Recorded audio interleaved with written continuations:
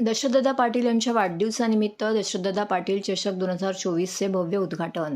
सामाजिक, शैक्षणिक, सांस्कृतिक, क्रीडा व राजकारण इत्यादी सर्व क्षेत्रामध्ये आनंदमय वावर असणारे लोकनेते दशरथदादा पाटील यांच्या वाढदिवसाचे औचित्य साधून 28 फेब्रुवारी ते 1 मार्च या कालावधीमध्ये जय भारत स्पोर्ट्स क्लबचे मैदान येथे भव्य कबड्डी स्पर्धेचं आयोजन करण्यात आलेलं आहे. जय भारत स्पोर्ट्स क्लब यांच्या वतीने कबड्डी स्पर्धेचं आयोजन करण्यात आलं आहे.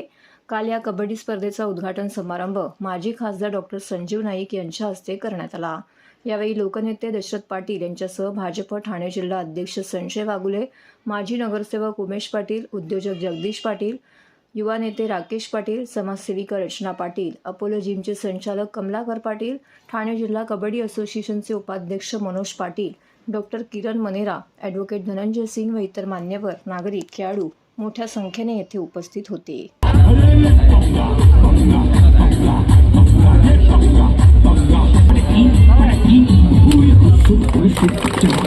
आणि शाळांच्या गजरात कार्यक्रमाची सुरुवात. परिचय करून देताना उमेश पाटील, दशरथदादा पाटील, संजयजी वाघोले, किरण, सर्व महिला खेळाडूंना शुभेच्छा देताना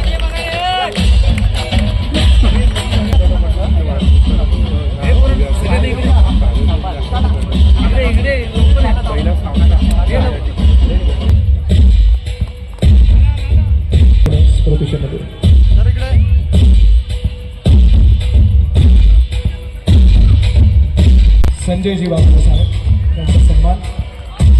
नगरसेवक उमेश चिन्ह देऊन संजयजींचा सन्मान. स्वतः एक उत्कृष्ट असं खेळाडू म्हणून व्यासपीठ विशेष उपस्थिती धनंजय सिंग. राहून कार्यक्रम बघण्यापेक्षा या स्पर्धेचा आनंद घेण्यासाठी कृपया आपण बसायचं, बसण्याची व्यवस्था करण्यात आलेली आहे.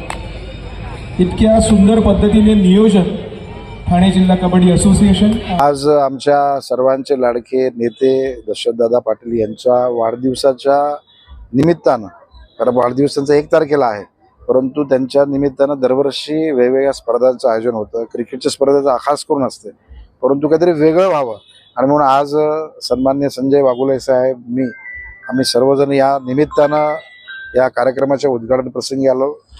दादा हे नेहमीच मातीशी जुडलेले आहेत आणि म्हणून आज त्यांचा मातीशी जुडलेला कबड्डी हा सुंदर असा स्पर्धेचं आयोजन महिला आणि पुरुष दोन्ही गटातील आहे. मला विश्वास आहे की दादांच्या जीवनामध्ये त्यांनी अनेक मैदानं मारलेली आहेत, परंतु भविष्याच्या दृष्टिकोनातून खेळाच्या मैदानामध्ये हे मैदान कोण मारते हे बघूया आपण. एक गोष्ट नक्की आहे की मी माझ्या जीवनामध्ये मी जी संस्था उभ्या केल्या, त्या संस्थेतून जे कार्यकर्ते घडले, त्या कार्यकर्त्यांच्या समूहामुळे आज या ठिकाणी आम्ही या कबड्डी स्पर्धा घेत आहोत.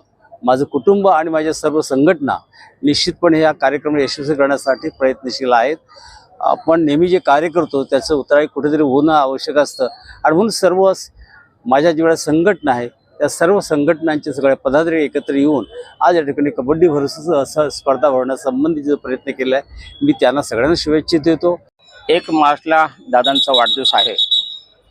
खरं दादांचा वाढदिवस आमच्या असंख्य कार्यकर्ते असतात, त्याची वाट बघत असतात. ही स्पर्धा जी आयोजित केली आहे, दादांनी जे वटवृक्ष लावलेलं आहे, जय भारत सानुकूल वाचना असेल, पदपेढी अनेक संस्था, व्यायामशाळा आहे आणि एक आनंद आहे की प्रत्येक वर्षी 7 पर्यंत आमच्याकडे टुर्नामेंट असते, क्रिकेट स्पर्धा आयोजित केली, रात्र क्रिकेट स्पर्धा आयोजित केली जाते.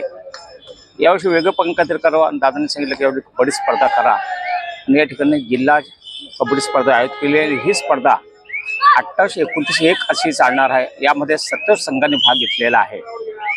प्रथम पारितोषिक हे 21,000 आहे, दुसरं हे 14,000 आणि तिसरं 7,000 आहे. आनंद याचाच होतं, आपण मातीचा खेळ आहे, त्या मातीच्या खेळातून आपल्या मुलांना या भागातील जी मुलं जी आहेत, तर आमची जय भारत स्पोर्ट क्लब ही नावाजलेली कबड्डी संस्था, त्यातून अनेक आमचे कबड्डी घडवले. मला एक आनंद आहे की आमचे कमलाकर सिकंदर किल्ल्यात मी स्वतः 1982ला राज्य आणि महाराष्ट्र खेळलो, त्यामुळे आनंद आहे. यामध्ये स्पर्धा हे अनाशक कार्यक्रमाची इच्छा होती आणि एक स्पर्धा आयोजित केल्या. मी आमच्या जय भारत स्पोर्ट आभारी आहे.